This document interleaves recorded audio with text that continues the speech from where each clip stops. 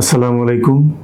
আমি ডাক্তার গোলাম মোস্তফা, সহকারী অধ্যাপক, কলোরেক্টাল সার্জারি বিভাগ, ঢাকা মেডিকেল কলেজ। রমজানে কোষ্ঠকাঠিন্য হলে কি করবেন এই বিষয়ে কিছু কথা বলছি। রমজানে আমাদের সাধারণত খাদ্যাভ্যাসের কিছু পরিবর্তন ঘটে, যে কারণে অনেকেই এই খাদ্যাভ্যাসের কারণে বা পানি কম খাওয়ার কারণে অথবা সারাদিন পানি শূন্যতার কারণে কনস্টিপেশন হয়ে থাকে। তো কনস্টিপেশন যদি হয়েই যায় তাহলে কি করার? তাহলে এটাকে আসলে মূলত হতে না দেওয়াটাই সবচেয়ে উত্তম প্রিভেনশন। কনস্টিপেশন প্রিভেন্ট করার জন্য এই রমজানে যেটা করবেন সেটা হচ্ছে গুরুপাক জাতীয় খাবার, যেমন ধরুন গরুর মাংস, হালিম, বিরিয়ানি জাতীয় বা তেহারি জাতীয় খাবারগুলোকে একটু পরিহার করুন।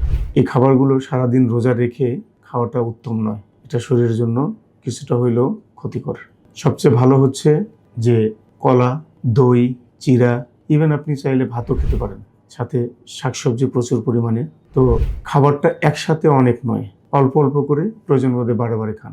ভোর রাত্রে এমন পরিমাণে খাওয়া উচিত নয় সেহরিতে যে খাওয়ার পরে আপনি হাঁসফাঁস লাগলো অথবা গ্যাসের উদ্রেক হলো, অথবা আপনি দেখতেছেন যে আপনার কিছুক্ষণ পরপরই গ্যাসের প্রবলেম হচ্ছে, পেট ফুলে আসতেছে। সুতরাং পরিমিত খাবার, সুষম খাবার, প্রচুর পরিমাণে শাকসবজি, এই খাবারগুলোই সবচেয়ে উত্তম।